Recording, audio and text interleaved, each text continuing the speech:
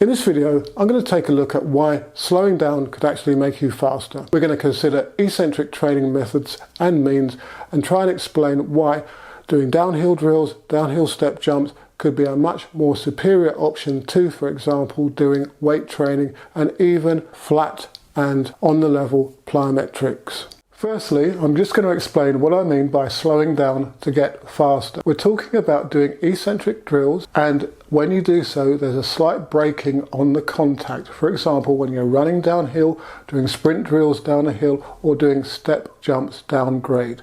So, by working on that eccentric overload, we are going to get a transference into improved sprint speed and vertical velocity, which will help with long jump takeoff height, for example. So I'm going to explain more now. Here's some research that looked at the efficacy of downhill step jumping. And that's something that you may have noticed that we've been doing quite regularly in our training, particularly from the summer months and through now into the autumn, where I'm really starting to engage with it.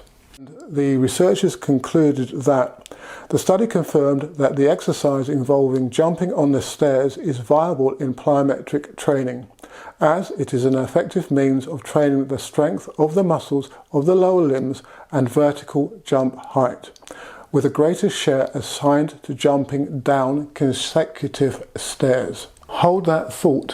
Why would that be the case? Well, there's a greater speed component required to brake and accelerate as you transition down the steps. You can see from the videos on screen now that some of the jumpers are able to do that quicker.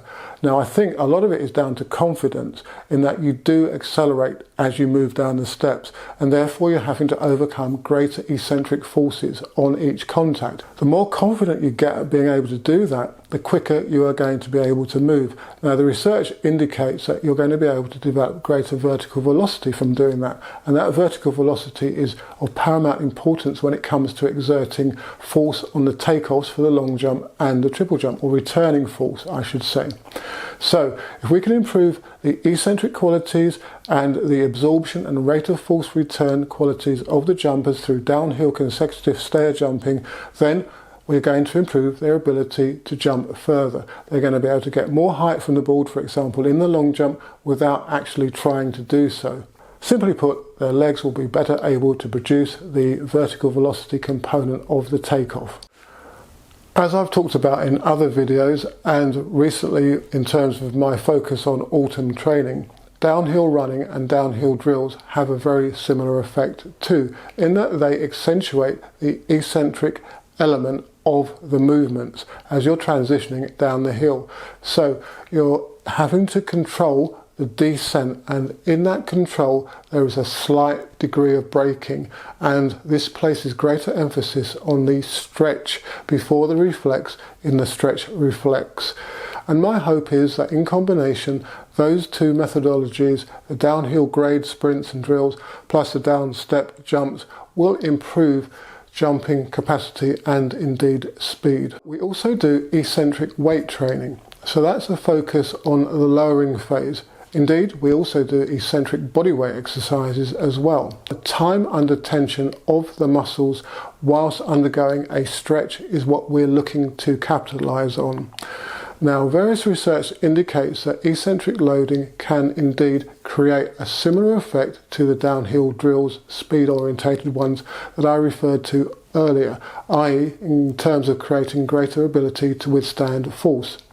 Now, I don't think the research is so positive in terms of that contribution. However, it is there, but I'm capitalizing on the ability of the weight training, the body weight training, eccentric training, in order to provide a base upon which the more dynamic exercises will work. I think everything else being equal, the dynamic means are much better than the slower means. But in terms of developing robustness, helping the knees in terms of reducing the problems that can develop through lots of jumping work, jumper's knee for example, eccentric work is crucial at slower paces in order to produce the foundation upon which the more dynamic work can then take place. Well, I hope the information provided in this video will give you some ideas as how to incorporate downhill plyometrics and drills into your training programs. If you have any specific questions on the subject matter of this particular video, or indeed any of my others, then do leave a comment in the section below. And if you'd like to help me help you, then please do consider becoming a channel member. For as little as $1.99, £1.99 a month, you can become a channel supporter and do just that. I also have a coach athlete membership level where I delve deeper into the sort of content that I'm producing on the main channel, but with a lot more depth.